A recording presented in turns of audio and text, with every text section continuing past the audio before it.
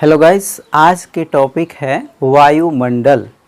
यानी कि आप जहाँ रहते हैं, जिस भूमि पे, जिस धरती पे आप रहते हैं, उसके चारों ओर वायु का एक आवरण है। चलिए दिखाते हैं मैप पे। तो यहाँ देखिएगा, ये हमारा पृथ्वी है और इसके चारों ओर यहाँ पे जो परत बाई परत दिया हुआ है, इसके चारों ओर वायुमंडल है। ठीक है, तो थोड़ा जानेंगे कि ये जो है किसका भाग है। ये हमारा जो वायुमंडल है और जिस पे हम निवास करते हैं वो किसका भाग है? एक जैव मंडल का भाग है। तो चलते हम लोग वायुमंडल में। ठीक है, ये पृथ्वी है, यानी कि ऊपर तो आप देखेंगे ही, थोड़ा नीचे भी देख लीजिए कि ये है पृथ्वी का जो खंड है, महादेश है, उसके रूप में थोड़ा से अंटार्कटिका दिखाया गया है आपको। और बता दें कि यहाँ पे इसकी तापमान दिखाया गया है। सबके बारे में हम डिटेली आपको बताएंगे। तो सबसे पहले जाने कि ये वायुमंडल किससे भरा है, वो चीज़ है क्या। तो वायुमंडल विभिन्न सारे गैसों का मिश्रण, जिसको आप वायु कहते हैं, उस वायु से इस वायुमंडल का निर्माण हुआ है। ठीक है, अब कहते हैं कि वायुमंडल अगर क्या है, तो पृथ्वी के सतह, जो पृथ्वी की बाहरी सतह है, उसके ऊपर गैसों का एक आवरण है। गैसों का क्या है? एक आवरण है, जिस आवरण की मंडल को वायुमंडल कहा जाता है। तो गाइस, इसी में यानी कि ताप, ध्यान दीजिएगा, ताप और गैस के घनत्व के कारण इस वायुमंडल को 5 परतों में बांटा गया है। पहला परत आता है आपका ट्रोपोस्फेयर, यानी कि क्षोभ मंडल। देखेंगे, क्षोभ मंडल को संवहन मंडल भी कहते हैं। ध्यान दीजिएगा गाइज, इस क्षोभ मंडल की क्या भूमिका है, क्या विशेषता है, आपके लिए कैसे एक महत्वपूर्ण है, उस पे ध्यान देंगे। तो क्षोभ मंडल में देखेंगे क्या है, यानी कि ऐसे मैंने इसको सजाया है ढंग से कि आप देखेंगे और याद कर लेंगे। देखें, बादल है, दिख रहा है, ये वायु का झोंका है, यानी कि वायु का चलन है। ये बिजली चमकी है, दोनों बादल आपस में रगड़ मारे हैं, यानी कि टकराए हैं, तो आवेश उत्पन्न हुआ है। उस आवेश के साथ चमक भी हुआ है। बारिश भी जोरों के हो रही है, यानी कि बादल, चमक, बिजली का चमक, आवेश, बारिश, वायु का चलना। ठीक है, ये सारे घटनाएं जो होते हैं इसी में होते हैं, इसलिए इसको संवहन मंडल भी कहा गया है दोस्त। ठीक है, आगे देखते हैं अब क्या। अगर बाद में चर्चा करेंगे कि वायुमंडल से क्या लाभ है, पहले इसकी पूरे विशेषता को जान लें।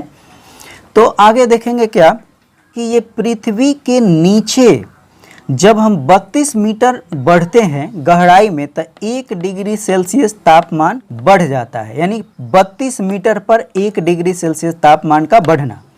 और जब वायुमंडल में जाते हैं तो 165 किलोमीटर पर, ध्यान दीजिएगा, यहाँ मीटर पर और यहाँ किलोमीटर पर, 165 किलोमीटर पर 1 डिग्री सेल्सियस तापमान घट जाता है।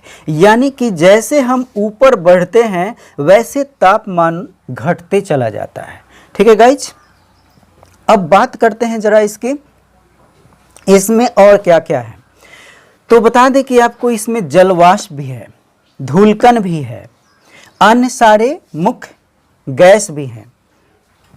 जरा यहाँ देखेंगे इसमें क्या क्या होता है। इसी में मौसम परिवर्तन चक्र चलता है। ठीक, अब कहता है कि ग्रीन हाउस प्रभाव।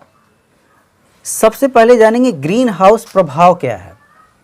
यानी कि सूर्य से आने वाली प्रकाश की किरण जब धरती पे पड़ता है तो इस धरती से रिटर्न भी होता है गाइस, रिटर्न भी होता है। और इसमें उपस्थित जो नाइट्रोजन है, ये ऑक्सीजन है, कार्बन डाइऑक्साइड है, मेथेन है, जलवाष्प है, धूलकण भी है। इसमें क्या है? धूलकण भी है, धूलकण भी है। वो इसको रोकता है, यानी कि विरोध करता है रिटर्न होने में, ऊपर आकाश की ओर जाने में रोकता है। तो रोकने के कारण इस मंडल में गर्मी बन जाता है। हालांकि दोस्त इस पे ध्यान दीजिएगा कि अगर कंपटीशन में आपका आता है कि वायुमंडल में सबसे पहले गर्म होना कौन सी परत से आरंभ होता है, तो ध्यान दीजिएगा क्षोभ, यही क्षोभ मंडल से, क्योंकि यहाँ पे टकराता है और यहाँ से फिर जाता है, तो जाते समय यहाँ बहुत अंश रुक जाता है प्रकाश का। चले आगे बढ़ते हैं। जलवाष्प जो है यहाँ आपका 0.0019% जलवाष्प, यानी कि देखिए धरती पे जितने 71% जो जल है आपका, उस जल को अगर 100 मानते हैं, 100% मानते हैं, तो उसका 0.0019% जो है ये वायुमंडल में रहता है, जलवाष्प के रूप में, नहीं गैस के रूप में रहता है। गाइज आगे कहता है ग्लोबल वार्मिंग। चलिए ग्लोबल वार्मिंग क्या है? यानी कि सूर्य के प्रकाश जब पृथ्वी पर आता है तो रिटर्निंग के समय जो रुक जाता है और पृथ्वी को जो गर्म बना के रखता है, गर्मी प्रदान किए रहता है, इसी को ग्लोबल वार्मिंग की दर्जा दिया गया है।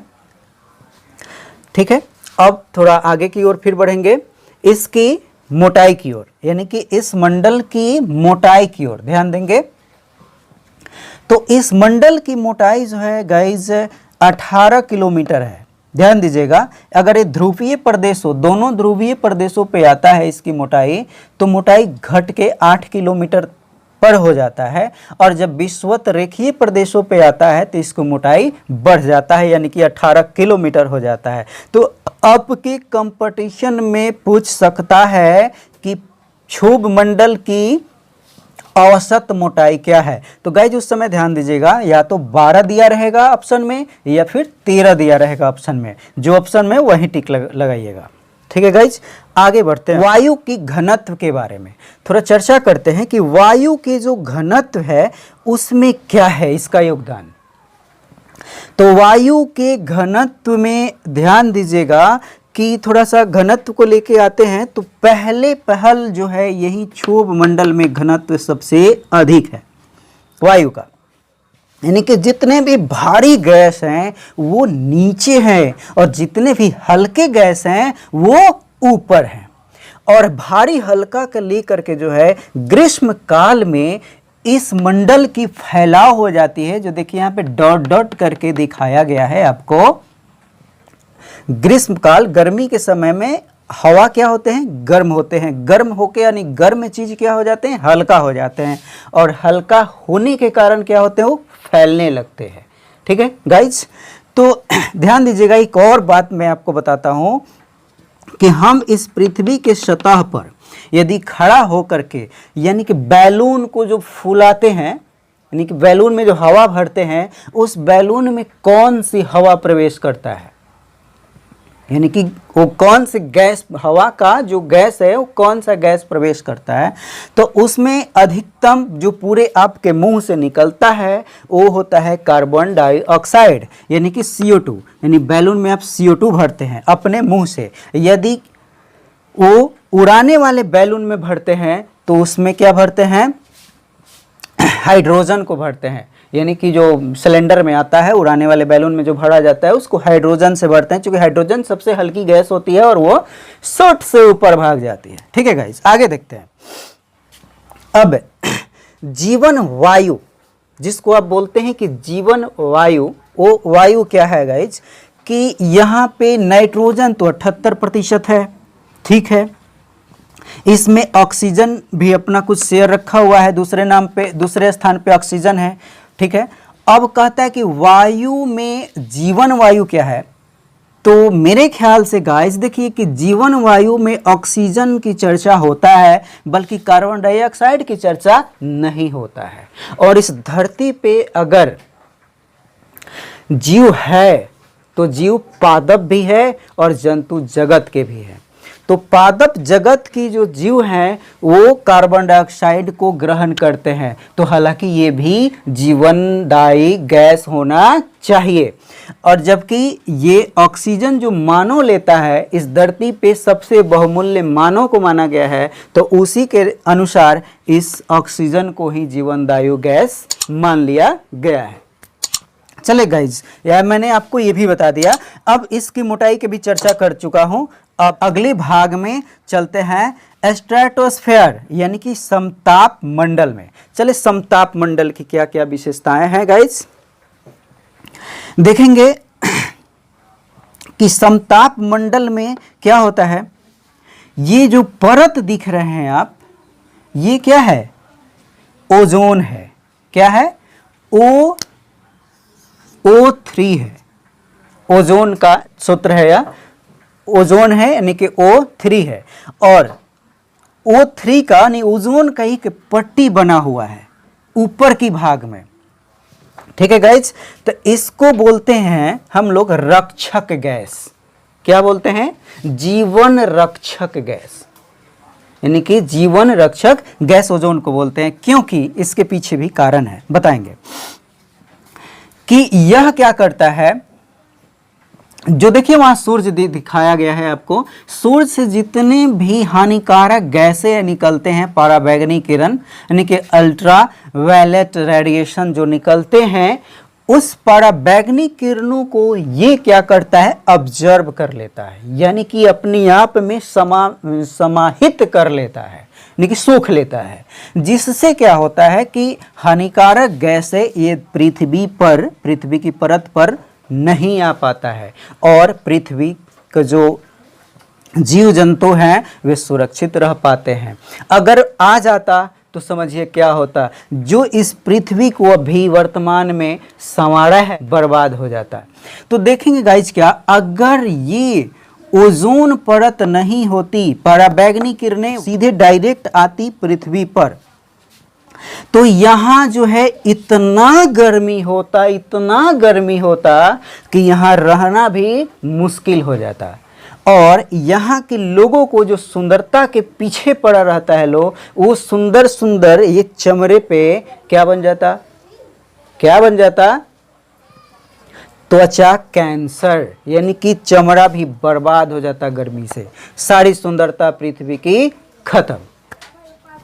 तो इसे बचा के रखना, बचा भी सकता है मानव आने वाले पीढ़ी के लिए, यानी कि सतत विकास जो होता है उस पे ध्यान भी देना बिल्कुल आवश्यक है। यानी हम विकास करें, आने वाले पीढ़ी को देखते हुए वो जो विकास हम करते हैं जिससे आने वाली पीढ़ी को नुकसान ना हो, वही सतत विकास है। तो इस पे ध्यान देना है।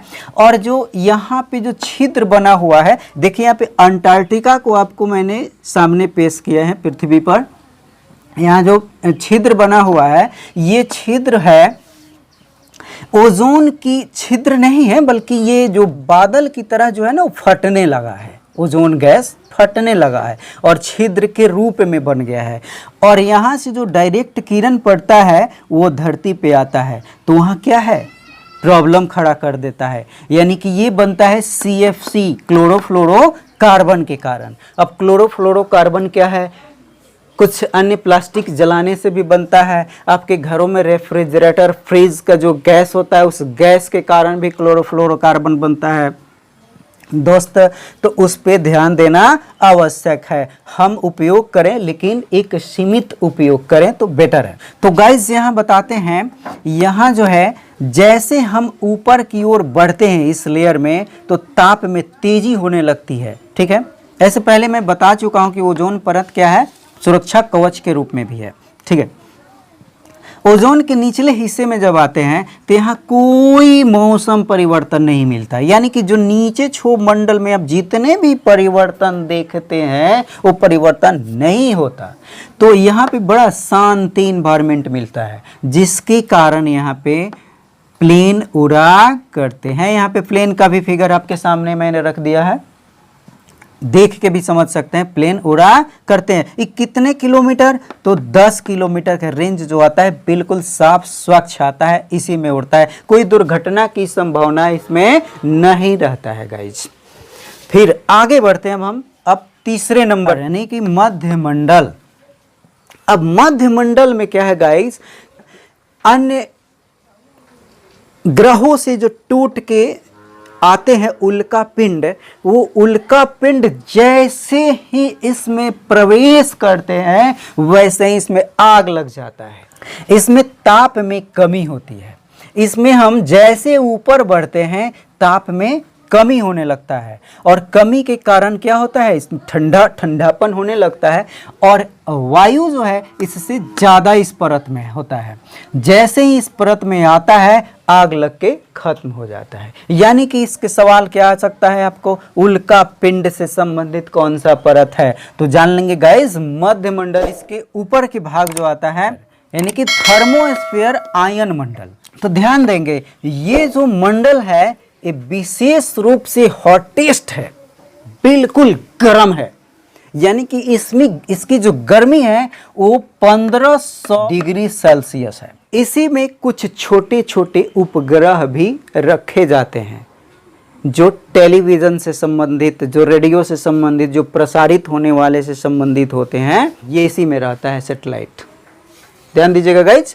अब कहता है कि ये जो हम तीर का निशान दिखाए हुए हैं, जाना फिर आना, ये क्या है, पृथ्वी से जो प्रसारित रेडियो तरंगे होते हैं यही रिफ्लेक्ट कर देता है।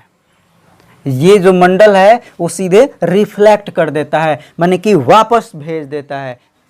इसी गुण के कारण इसमें छोटे छोटे उपग्रह व्यवस्थित कर दिया जाता है। देखिए यहाँ पे उपग्रह मैंने बनाया है अपने हिसाब से, आप ध्यान दीजिएगा कि इस पाठ में भी है, ऊपर वाले भाग में भी है।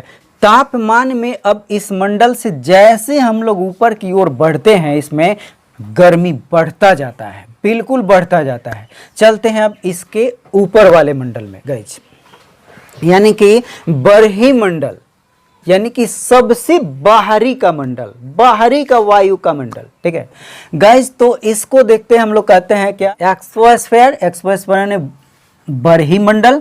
अब इसमें क्या है, उपग्रह भी होते हैं।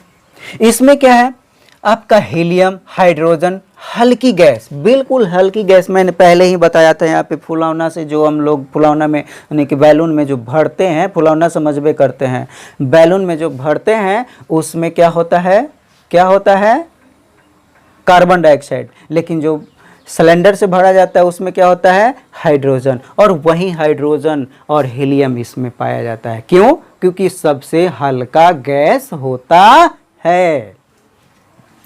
अब देखें अब इस मंडल की जो बात है, इस मंडल में किस तरह के उपग्रह को व्यवस्थित किया जाता है, थोड़ा ध्यान दीजिएगा।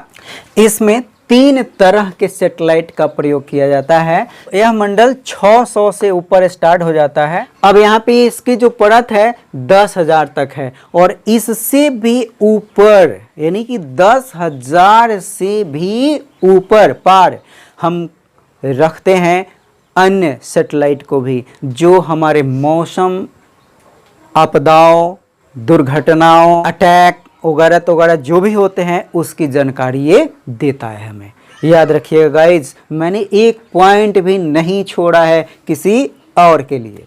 ठीक है गाइज, अब थोड़ा सा मोटाई की ओर फिर से ध्यान दे देते हैं।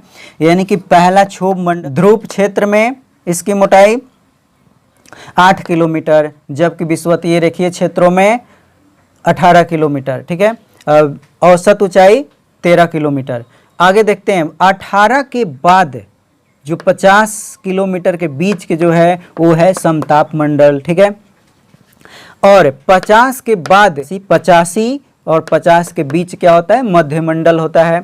और 85 से कभी कहीं 500 दिया रहता है, कहीं 600 दिया रहता है, और कहीं 640 भी दिया रहता है। मैंने 600 को लिया है। ठीक है गाइज, तो ये 600 और 85 के बीच आयन मंडल होता है, और 600 के पार यानी 10,000 किलोमीटर के बीच का जो है बरही मंडल कहलाता है। गाइज, आज के टॉपिक में आपको मैंने वायुमंडल की बहुत सारी बातें बता दिया। ये ध्यान दीजिएगा कि वायुमंडल अगर नहीं होता तो क्या होता, दिन रात की अवधि में परिवर्तन हो जाता।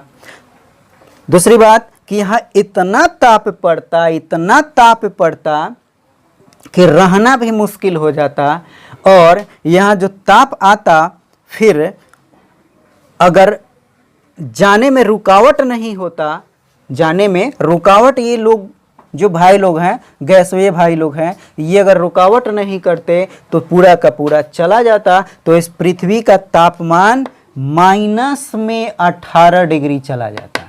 तो बताइए 18 डिग्री पे कौन रहेगा भाई? कौन रहेगा 18 डिग्री पे? क्या पृथ्वी पे जीवन होता? नहीं।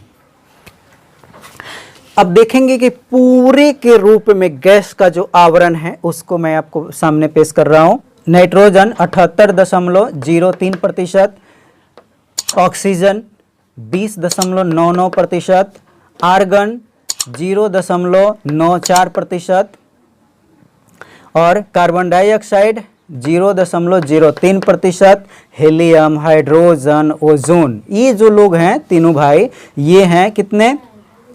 0.01%। कुल मिलाकर कुल यही गैस लोग 100% हैं। ठीक है गाइज, चलते चलते दोस्त एक बात और कि ये जो ओजोन का परत जो सुरक्षा कवच बना हुआ है, ये एक दिन खत्म हो जाएंगे, यानी कि इसे बचाना बिल्कुल जरूरी है, अन्यथा जानते हैं इसका प्रभाव क्या पड़ेगा? एक पूरे पृथ्वी ताप से तो ग्रसित होंगे, यानी कि पूरे पृथ्वी तपित हो जाएंगे, और उत्तपित होने के कारण जो देखिए जो दोनों ध्रुवों पे जो आपका बर्फीली क्षेत्र है, बर्फ की पहाड़ियाँ भी हैं समुद्र में, हालांकि वे सब पिघल कर पूरे समुद्र में मिल जाएंगे। समुद्र का पानी का लेवल जो होगा हाई हो जाएगा, जिससे क्या होगा? जितने भी छोटे छोटे टापू के रूप में हैं समुद्र में, जिनकी ऊंचाई समुद्र तल से कुछ 6 मीटरों पे है, वे पूरे समुद्र में मिल जाएंगे, समुद्र के नीचे चले जाएंगे। हालांकि इतना ही नहीं दोस्तों, यहाँ जिस महादेश में, जिस देश के भाग में हम लोग भी रहते हैं, वो सारे देश के जितने समुद्र तटीय इलाका है, यानी कि समुद्र के किनारे का इलाका है, वे समुद्र से लगाव जो है वे भी पानी के लेवल उठने से समुद्र के हिस्सा बन जाएंगे। दोस्तों तो इसे बचाना बिल्कुल ज़रूरी है। फिर मिलेंगे अगले वीडियो में वायुमंडल से संबंधित आपके कंपटीशन में पूछे जाने वाले प्रश्नों के साथ पार्ट 2 में। तब तक के लिए जय हिंद।